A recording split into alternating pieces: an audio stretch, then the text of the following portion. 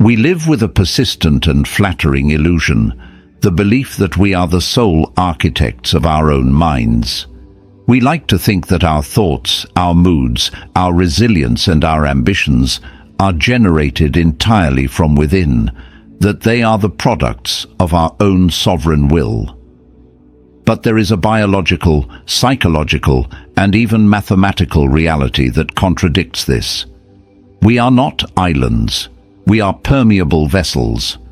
In the field of neuroscience, we speak of mirror neurons, mechanisms in the brain that allow us to simulate the actions and emotions of others. This is the root of empathy, the glue of civilization, but it is also a profound vulnerability. It means that the people you allow into your immediate orbit are not just bystanders to your life.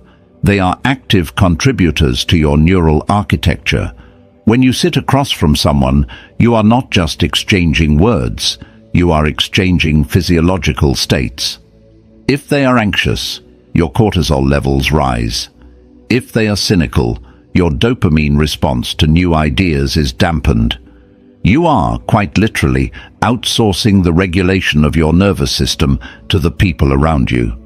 The ancient Stoics understood this danger intuitively, long before we had fMRI scans to prove it.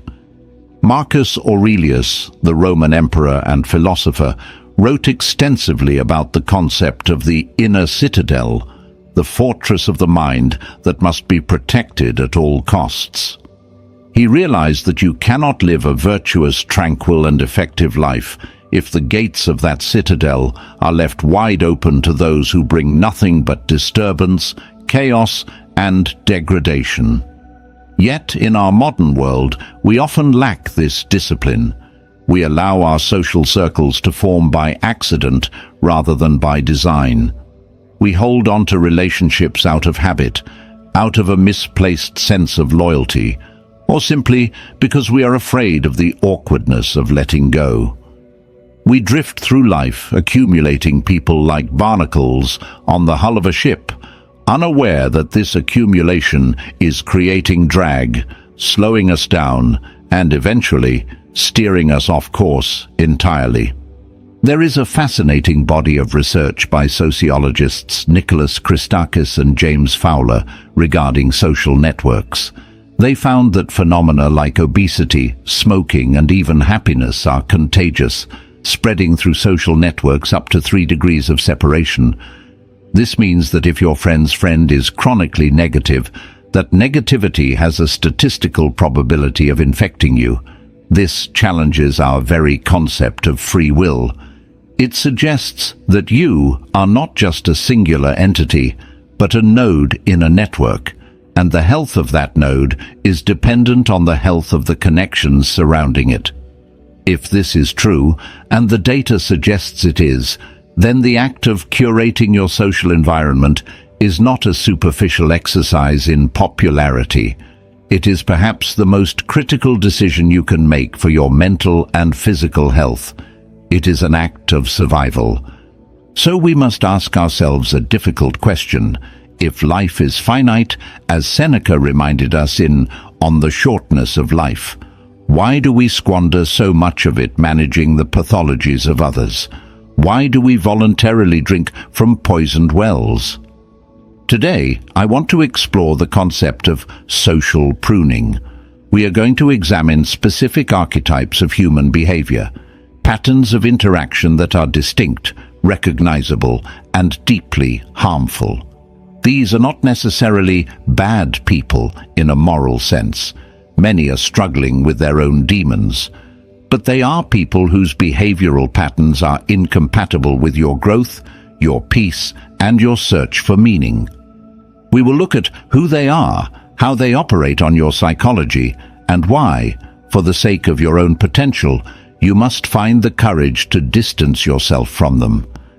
This is a conversation about reclaiming the sovereignty of your own mind.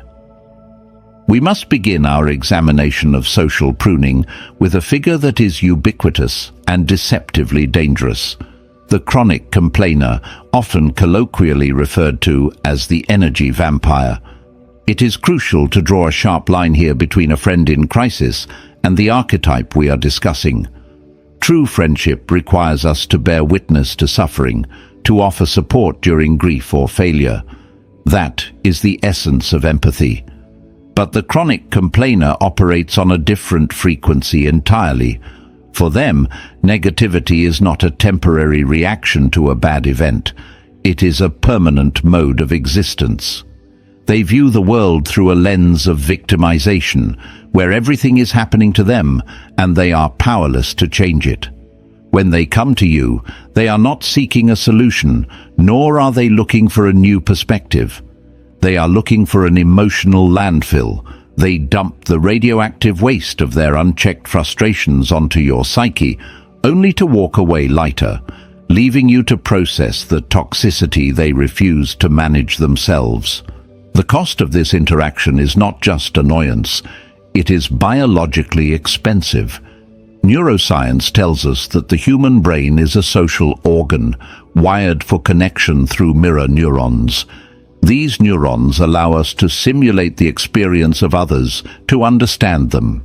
However, when you are constantly exposed to someone who is anxious, angry, or cynical, your brain involuntarily simulates those states. You catch their emotions just as you would catch a virus. Research by Robert Sapolsky and others in stress physiology indicates that second-hand stress triggers the release of cortisol in your own bloodstream.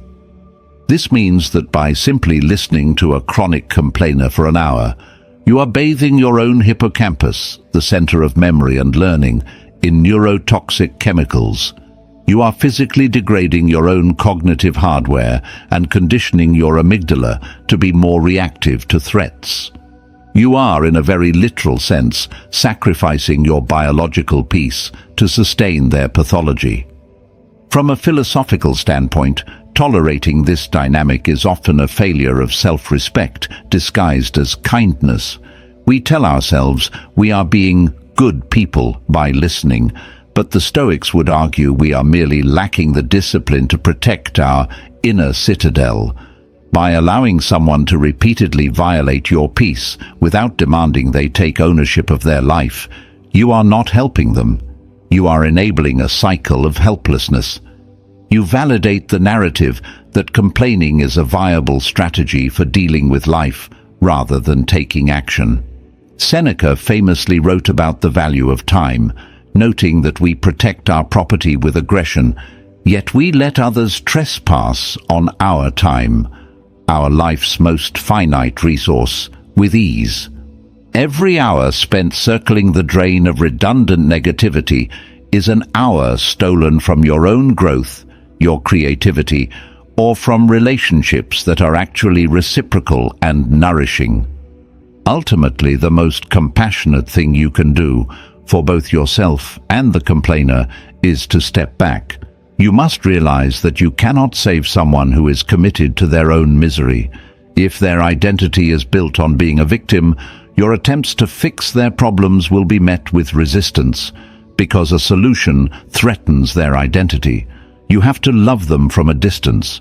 You have to establish a boundary that says, "I care about you, but I cannot be the vessel for your unprocessed emotions." This silence might feel harsh, but it is often the only thing that forces them to confront the reality of their situation.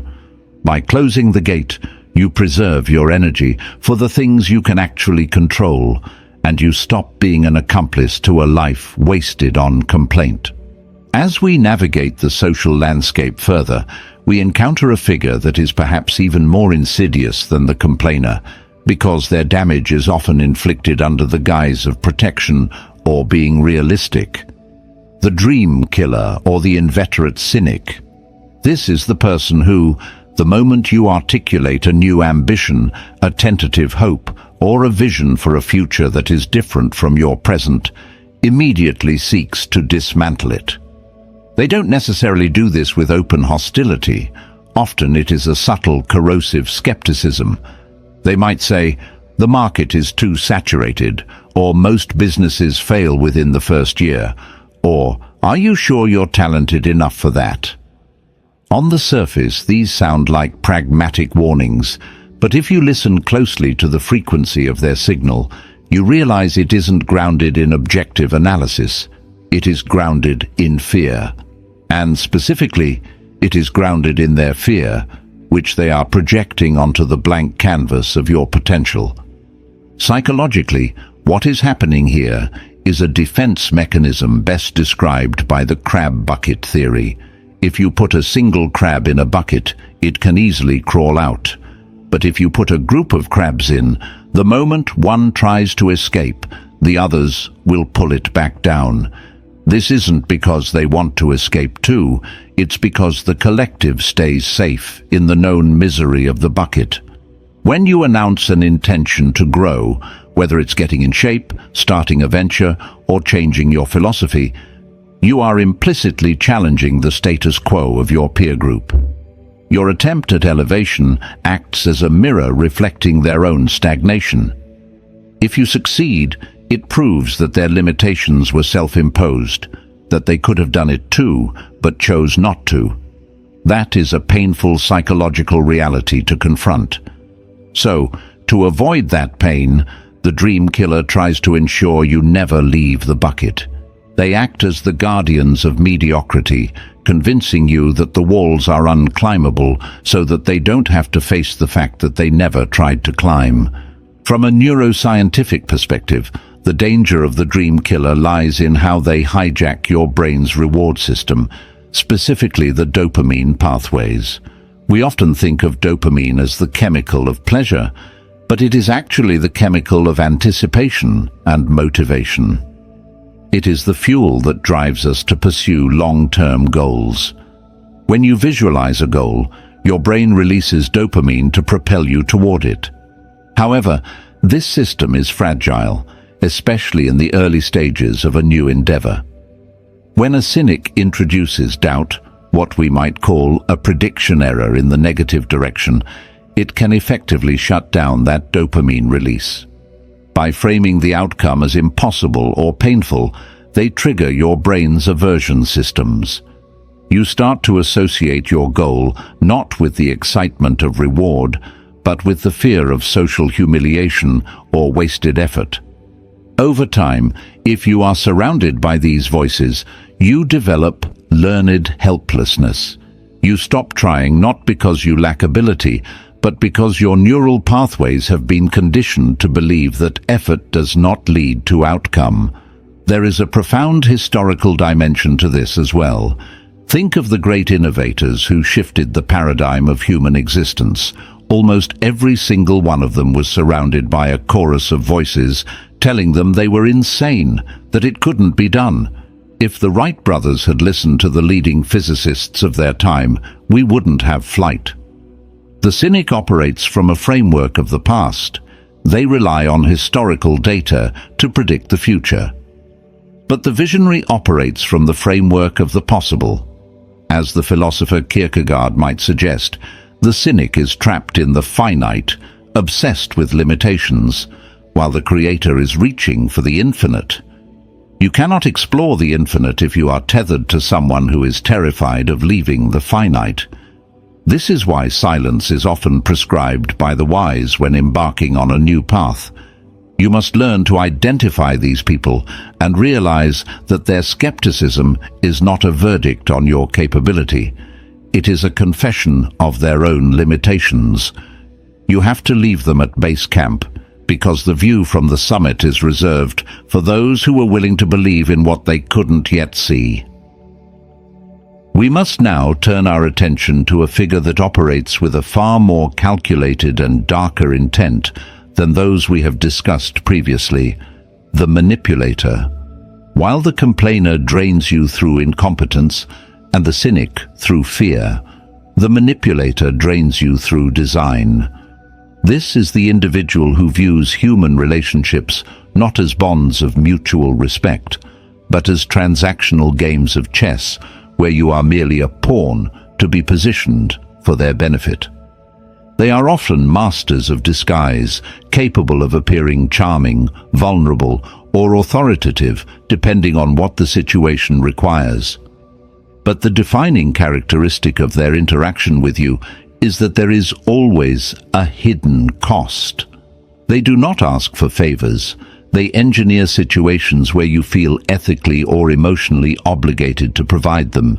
They weaponize your own empathy against you, using guilt, obligation, and subtle shaming to erode your boundaries until you find yourself living a life that is servicing their needs rather than your own. The neuroscience behind why we stay in relationships with manipulators is fascinating and disturbing, largely centering on a concept known as intermittent reinforcement. This was observed by the psychologist B.F. Skinner in his famous experiments. If a rat presses a lever and gets a pellet of food every single time, it presses it only when hungry. But if the lever only provides food sometimes, unpredictably, the rat becomes obsessed, pressing the lever incessantly. The manipulator intuitively understands this mechanism. If they were cruel 100% of the time, you would leave immediately. So they aren't. They alternate between moments of intense affection, praise, and love bombing, and moments of coldness, criticism, or withdrawal. This unpredictability hacks your brain's dopamine system. You become chemically addicted to the high of their approval because it is so scarce and unpredictable. You find yourself walking on eggshells, constantly modulating your behavior to try and trigger that positive response again. It is a cycle that can break even the strongest will because it bypasses your logic and targets your primal reward circuitry. Furthermore, the manipulator often employs a psychological tactic known as gaslighting, which is a direct assault on your perception of reality. When you attempt to confront them about their behavior or hold them accountable, they will deny the event occurred, insist you are too sensitive, or twist the narrative so that you end up apologizing for their transgression. This induces a state of cognitive dissonance, a mental conflict where your reality clashes with the version they are imposing on you. Over time, this erodes your trust in your own judgment. You stop believing your own eyes and ears. You become reliant on them to interpret reality for you. This is the ultimate loss of sovereignty.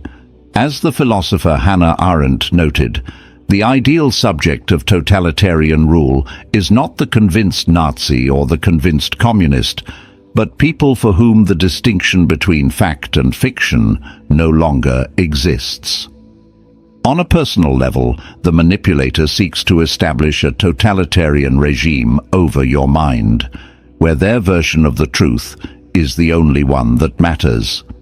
From an ethical standpoint, the manipulator violates the fundamental categorical imperative proposed by Immanuel Kant, that we must treat humanity, whether in ourselves or in others, always as an end in itself, and never merely as a means to an end. To the manipulator, you are a means. You are a tool, a resource, an extension of their ego. They are incapable of seeing you as a separate, autonomous being with your own desires and rights. This objectification is spiritually corrosive. You cannot have a genuine connection with someone who does not see you as a person, but as a utility. To reclaim your life, you must recognize that this dynamic is not complicated love or friendship with ups and downs. It is exploitation. The only way to win the game against a manipulator is to refuse to play. You must cut the cord, not just for your peace of mind, but to restore your faith in your own perception of the world. You must return to a reality where a no is a no, where truth is objective, and where kindness is given freely, not as a down payment for future servitude. We move now to a quieter yet deeply destructive presence in your life, often revealed not by what they say, but by their silence. The envious, or the person who simply refuses to clap when you win. This archetype is particularly painful because they often masquerade as close friends or supporters until the moment of your elevation. When you share a failure, they are right there with comfort because your failure feels safe to them. It reinforces the stability of the hierarchy. But when you succeed, when you get the promotion, lose the weight or find the partner, their reaction is a masterclass in microaggression. You might see a flash of disappointment in their eyes before the forced smile appears, or they might immediately pivot the conversation to someone else who did it better, or perhaps they offer a backhanded compliment like, "You're so lucky," subtly attributing your hard work to chance. This behavior is not just rude, it is a signal that they view your ascent as their decline. To understand this, we have to look at the evolutionary psychology of status. For millions of years, humans lived in small tribes where resources were finite. If you got the best piece of meat or the highest mate value, it mathematically meant less for me. We evolved with a zero-sum bias deeply hardwired into our amygdala. For the envious person, this primitive circuitry is overactive. They cannot conceptualize success as a non-rivalrous good. They cannot see that your light does not dim their own. Instead, they suffer from what sociologists call relative deprivation. It doesn't matter how well they are doing objectively. If you are doing better, they feel a stinging sense of loss. Neuroscience studies using fMRI have actually shown that when an envious person witnesses the success of a peer, the anterior cingulate cortex, the region of the brain associated with physical pain, lights up. Your joy is literally hurting them. And because humans are motivated to avoid pain, they will unconsciously or consciously try to sabotage your success or minimize your achievements to stop that neural firing. The philosophical danger of keeping the envious in your inner circle is that they force you to engage in self-diminishment. To maintain the relationship and avoid triggering their insecurity, you start to hide your wins. You downplay your ambition. You speak in self-deprecating terms. Over time, this becomes a habit, and then it becomes a personality trait. You internalize the idea that shining too bright is dangerous. This is often referred to in Australian culture as tall poppy syndrome, the cultural impulse to cut down the flower that grows higher than the rest. By surrounding yourself with people who hold the shears, you are agreeing to stunt your own growth. Nietzsche wrote extensively about this in his concept of ressentiment. He described a toxic form of resentment where the weak detest the strong, not because the strong are evil, but because the strong remind them of their own inadequacy. The envious person does not want to rise to your level. They want to drag you down to theirs, so the contrast is no longer painful to look at. In contrast, you need to seek out people who are capable of what the Buddhists call mudita, or sympathetic joy, the ability to feel unadulterated happiness for the success of others. This is a higher-order cognitive function. It requires a person to have transcended their primitive scarcity mindset and to have a secure sense of self-worth that is not dependent on external ranking. When you remove the envious from your life, you are not just removing negative energy, you are removing the ceiling on your own potential. You are giving yourself permission to excel without guilt. You free yourself from the exhausting labor of managing someone else's insecurity. It is a tragedy to lose a friend, but it is a greater tragedy to lose yourself because you were afraid to outgrow a room that became too small for you.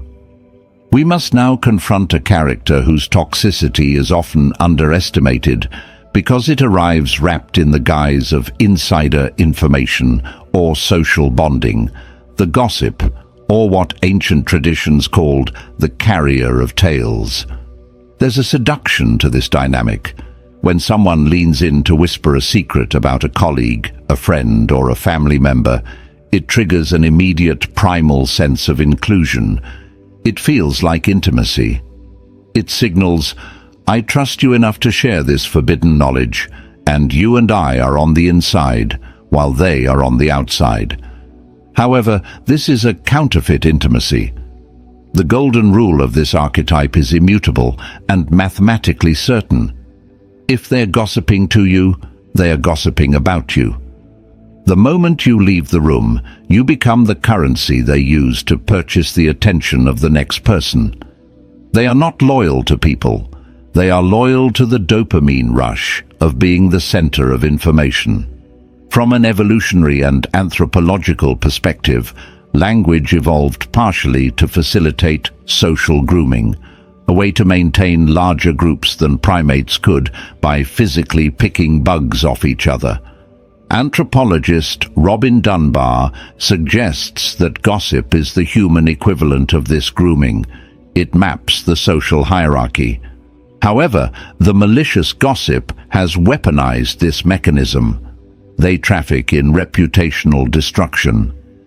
When you engage with them, you are entering a high-risk contract. You are handing over your vulnerability to someone who has already demonstrated a lack of discretion. Neuroscientifically, listening to gossip engages the reward centers of the brain, but it also triggers the suspicion systems. Deep down, your brain knows that a violation of privacy is occurring. This creates a background hum of anxiety in the relationship. You can never truly be authentic or vulnerable with a gossip because you are constantly calculating, how will this be retold? How will this be twisted? This constant vigilance is cognitively exhausting and prevents the formation of deep, restorative bonds known as secure attachment. Philosophically, the gossip represents a fundamental failure of speech. The Greek philosopher Socrates is often attributed with the test of three, a filter for communication. Before speaking, one must ask, is it true? Is it good? Is it useful? The gossip fails all three. They traffic in half-truths, they spread malice rather than goodness, and their utility is destructive rather than constructive.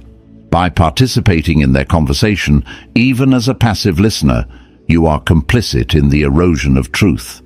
You are validating a culture where absent people are put on trial without a defense. There is a metaphysical weight to this. Words create reality. When you speak ill of others or listen to it, you are polluting your own perception of the social world. You start to see enemies everywhere. You start to project treachery onto others because you are swimming in a sea of it. Furthermore, the presence of a gossip in your life acts as a repellent to high-quality people. Individuals of integrity, those who are focused on ideas, growth, and the good life, generally have a low tolerance for petty malice. If you are known to associate closely with a chronic gossip, you are guilty by association. You signal to the world that you tolerate the violation of privacy. To curate a life of meaningful connection, you must excise the carrier of tales. You must cultivate a reputation as a dead end for rumors, a place where secrets go to die, not to be distributed.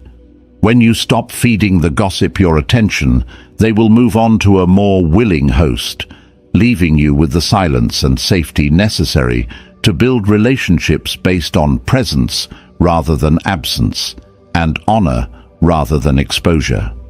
We now arrive at a character who teaches us a harsh lesson about the physics of human connection, specifically regarding the law of reciprocity. The opportunist, often recognized as the fair weather friend. This is the individual whose presence in your life is entirely conditional on your utility to them.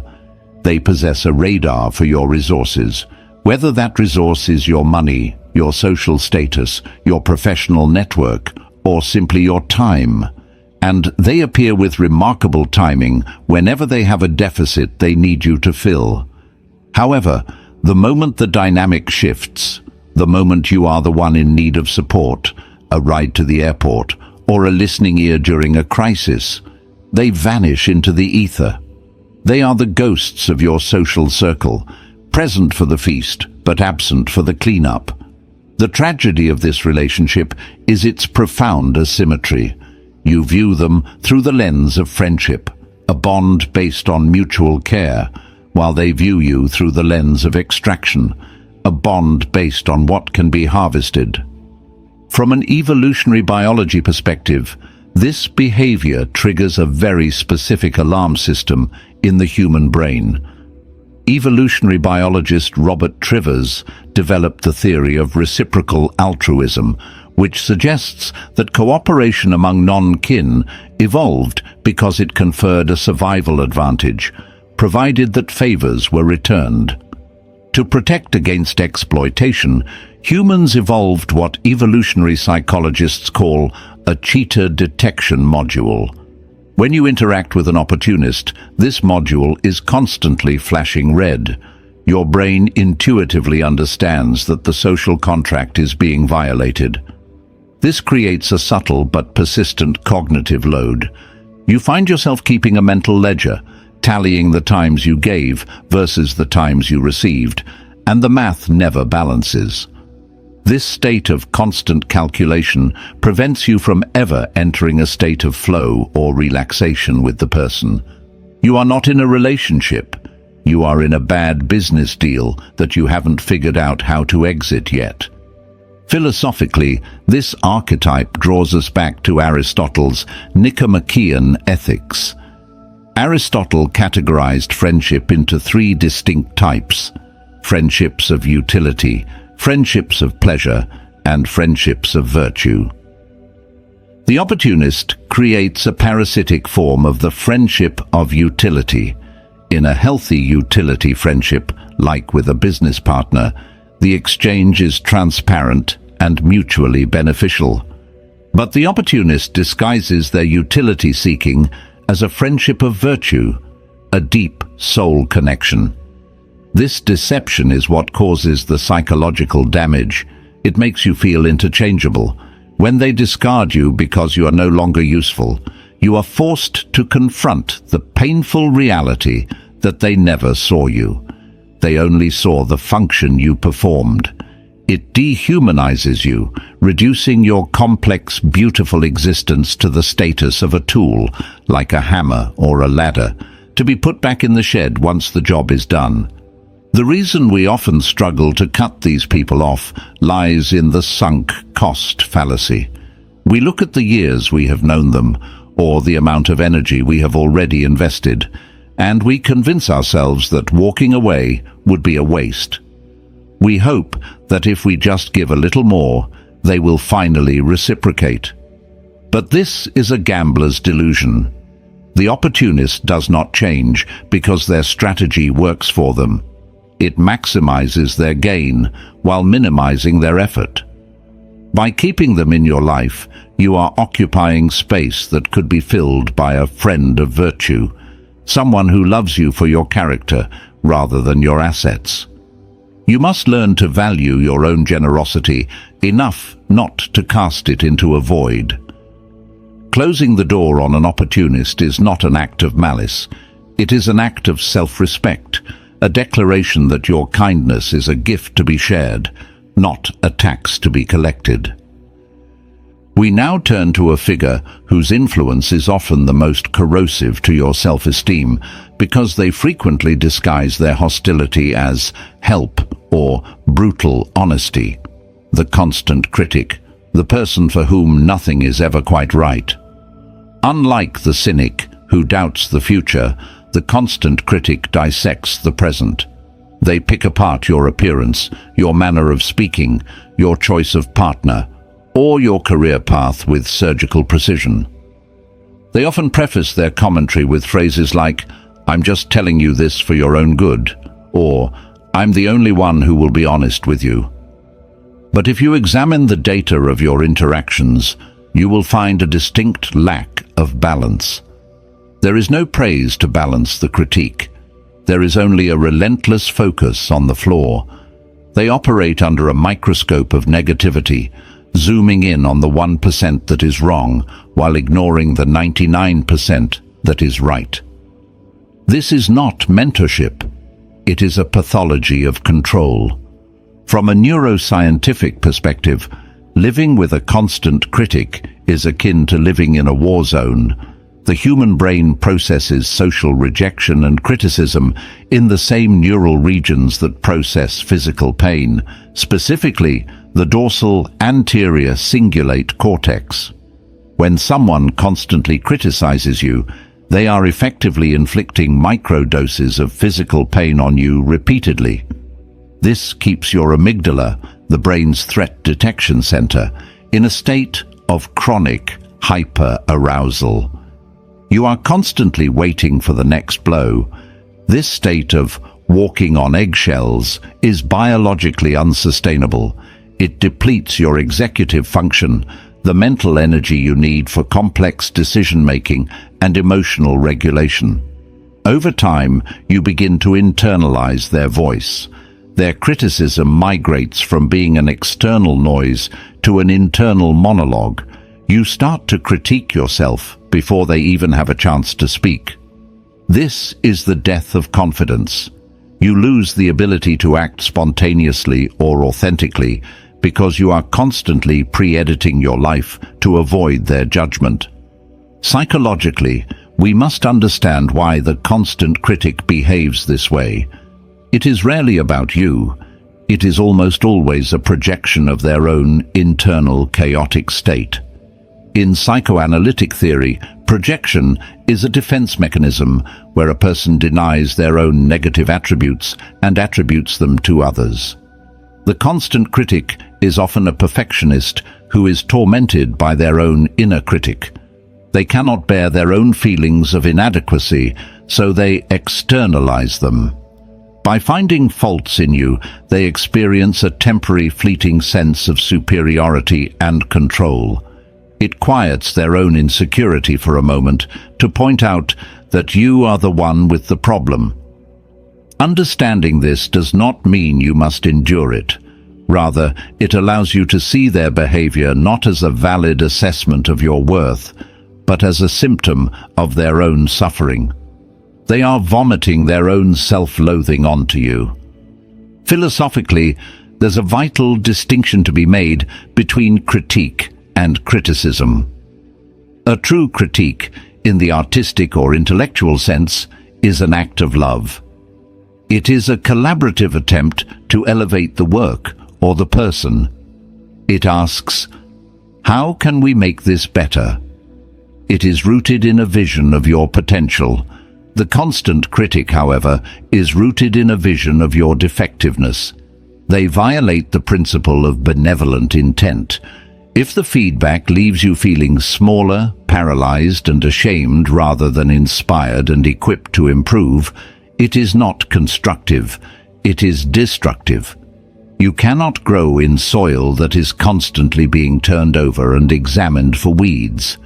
Eventually, the roots die from exposure.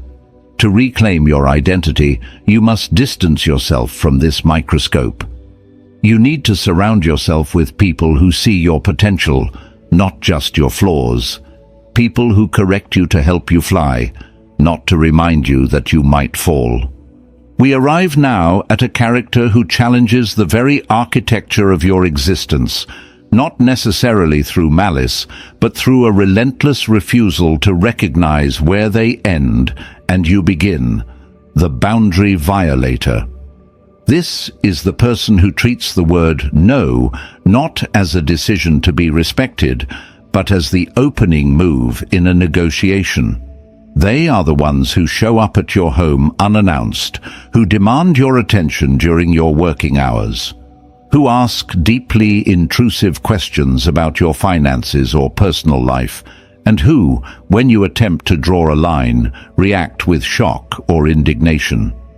They often frame their intrusion as closeness, insisting that we don't have secrets, or why are you being so distant? But this is not closeness. Closeness is a mutual agreement to share space. Boundary violation is a unilateral decision to occupy yours. They suffer from a fundamental confusion about the separateness of individuals, viewing your time, your emotional energy, and your physical space as an extension of their own property, available for their use whenever the impulse strikes them. From a psychological perspective, this behavior often stems from a lack of emotional differentiation, or a phenomenon known as enmeshment. In healthy development, a child learns that they are a distinct entity from their parents, with their own thoughts and autonomy. The boundary violator often essentially missed this developmental milestone. They lack a fully developed theory of mind, the cognitive ability to attribute mental states to others, and understand that those states may differ from their own. When they feel an urge to talk to you at 2 a.m., they cannot simulate the reality that you might be sleeping, and that your need for sleep outweighs their need to talk. They are trapped in a solipsistic bubble where their immediate needs are the only reality that exists. This is not always malicious narcissism. Sometimes it is a profound emotional immaturity. However, the impact on you is the same: a systematic erosion of your autonomy. When you cannot predict when your space will be invaded, your brain struggles to enter a state of rest. You live in a state of low-grade hypervigilance, constantly bracing for the next intrusion. The neuroscience of boundaries is deeply tied to the concept of safety signals. For the mammalian nervous system to relax and enter a restorative state, parasympathetic dominance, it needs to know that the perimeter is secure. If you have a friend or family member who routinely ignores your limits, they are effectively removing the lock from your psychological front door. Your brain interprets this unpredictability as a threat. You cannot focus deeply on your work, deep work, as Cal Newport describes it, or be truly present in your other relationships, because a part of your bandwidth is always reserved for managing the potential chaos they might introduce. Over time, this breeds a deep, simmering resentment. You start to feel like a hostage in your own life, and paradoxically, the more you give in to keep the peace, the less respect they have for you, because you are teaching them that your boundaries are permeable suggestions rather than solid walls. Philosophically, we must return to the concept of sovereignty. The Stoic Epictetus taught that the most fundamental task of life is to distinguish between what is ours and what is not ours. Your will, your time, and your values are yours. To allow someone to routinely trample them is to abdicate the throne of your own life. It is a failure of self-governance. There is a common misconception that boundaries are walls that shut people out. In reality, boundaries are the gates that allow you to let people in safely. Without boundaries, there is no self to have a relationship with. You become a shapeless resource to be consumed. To deal with the boundary violator, you must be willing to endure the discomfort of their reaction. You must be willing to say, if you continue to speak to me this way, show up without calling. I will end the conversation, not open the door. You have to move from stating preferences to enforcing consequences. It is the only language they understand. It is a reclaiming of your territory, a declaration that you exist as a sovereign entity, and that access to your life is a privilege that requires respect, not a right to be taken by force. We move now to an intellectual adversary who stifles the very essence of conversation and growth, the know-it-all or the arrogant. This is the individual who enters every room, assuming they possess the highest resolution map of reality. They do not engage in dialogue, they engage in monologue. When you speak, they are not listening to understand. They are merely waiting for a pause in your audio stream so they can insert their correction or their superior opinion. They view every interaction as a debate to be won, rather than a collaborative search for truth. Their certainty is absolute, unshakable, and often inversely proportional to their actual competence. Dealing with them is not just frustrating, it is intellectually suffocating.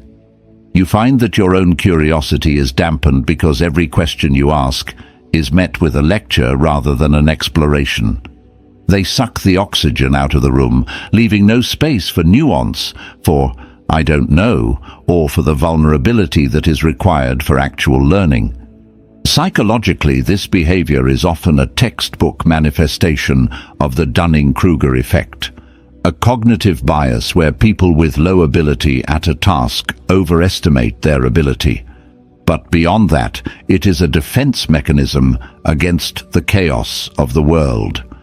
Uncertainty is terrifying to the human brain. The brain is essentially a prediction machine, constantly trying to anticipate what happens next to ensure survival. Admitting ignorance, saying, "I don't know," signals a gap in our predictive model, which can trigger anxiety. The know-it-all has developed a maladaptive strategy to cope with this anxiety. They hallucinate certainty. They build a fortress of dogmatism to protect a fragile ego that cannot handle the possibility of being wrong. To them, being corrected isn't just an update to their data. It feels like an existential threat, a small death of the self. This is why they defend their positions with such disproportionate aggression. They are fighting for their psychological survival. From a neuroscientific perspective, the arrogant individual is suffering from a lack of neuroplasticity. Learning requires the physical remodeling of neural connections, the strengthening of some pathways, and the pruning of others. This process is triggered by prediction errors, or the realization that our internal model does not match external reality. The know-it-all has effectively disabled this feedback loop by filtering out any information that contradicts their pre-existing beliefs, confirmation bias. They deny their brain the signal it needs to rewire itself. They are in a state of cognitive stagnation. If you surround yourself with such people, you risk catching this rigidity. We rely on our peers to challenge us, to point out our blind spots. If your circle consists of people who think they have finished learning, you will stop growing by osmosis. You will find yourself retreating into silence simply to avoid the exhaustion of the conflict, and that silence is the grave of your own intellectual vitality. Philosophically, this archetype stands in direct opposition to the foundational principle of wisdom. The Stoic Epictetus gave us one of the most profound warnings in the history of thought. It is impossible for a man to learn what he thinks he already knows. The prerequisite for wisdom is humility, the empty cup. Socrates was considered the wisest man in Athens, not because he knew everything, but because he was the only one brave enough to admit he knew nothing. The know-it-all represents the death of philosophy because they have replaced the love of wisdom, philosophia, with the love of being right. By keeping them in your close circle, you are anchoring yourself to a static point in a dynamic universe. You need friends who are fellow travelers, people who are comfortable with the mystery of life, who can sit in the unknown with you and ask, "What if?" rather than telling you, "This is how it is." To live a life of continuous expansion, you must distance yourself from those who have voluntarily cemented their minds shut.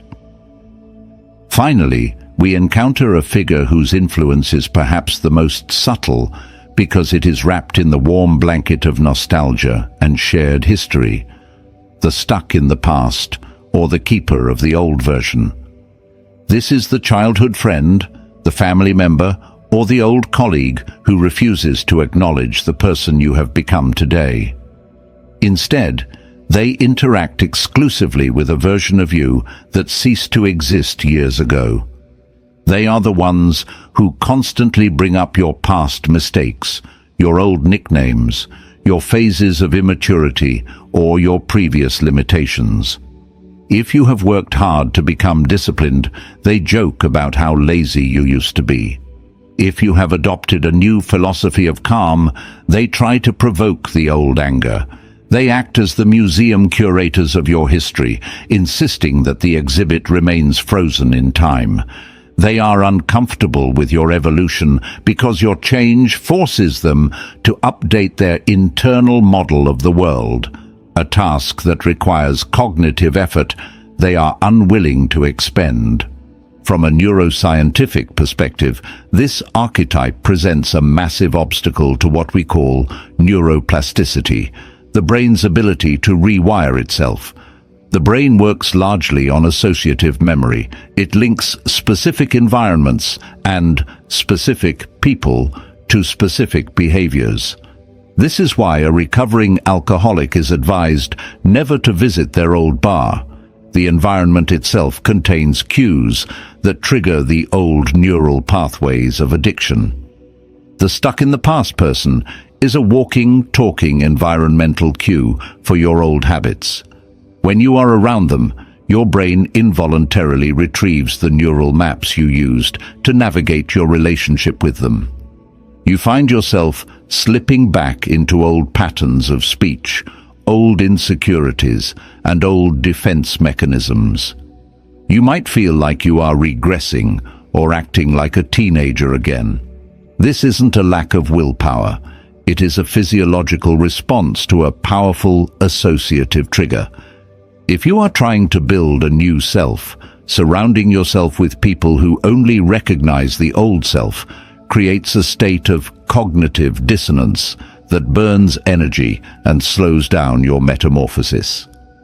Philosophically, this brings us to the ancient Greek concept of the flux proposed by Heraclitus, who famously said, "No man ever steps in the same river twice, for it's not the same river, and he's not the same man." The stuck-in-the-past individual denies this fundamental reality of existence. They want the river to be frozen. They are committing an error of category. They view you as a static object, like a stone, rather than a dynamic process, like a fire.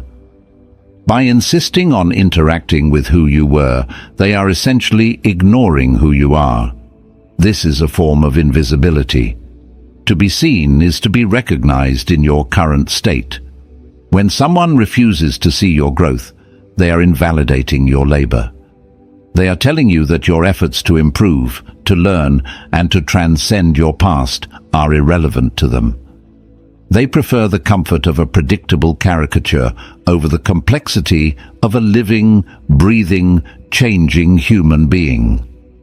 The danger here is that we often conform to the expectations of those around us, a phenomenon known as the Pygmalion effect. If people expect us to be better, we often rise to the occasion. But the inverse is also true, the Golem effect. If those closest to you expect you to be the same flawed, limited person you were 10 years ago, you will unconsciously lower your performance to meet that expectation. You will dim your light to avoid confusing them. To live a full life, you need witnesses to your future, not just archivists of your past.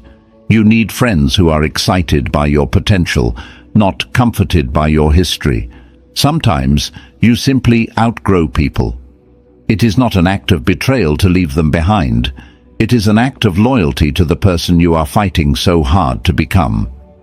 You cannot drive forward if you are staring exclusively into the rearview mirror, and you cannot evolve if you are tethered to someone who loves the cocoon but fears the butterfly. As we reach the end of this taxonomy of disconnection, I am acutely aware that what we have discussed today is one of the most difficult undertakings in the human experience. To identify these archetypes is an intellectual exercise. To actually remove them from your life is a deeply emotional, visceral act. It often feels like a violation of our social instincts. We are evolutionary creatures designed for tribe, for cohesion, and for loyalty. The very thought of severing a bond, even a toxic one, triggers a primal alarm in the brain that screams, unsafe and alone. You will likely feel guilt. You will wonder if you are being too harsh, too selfish, or too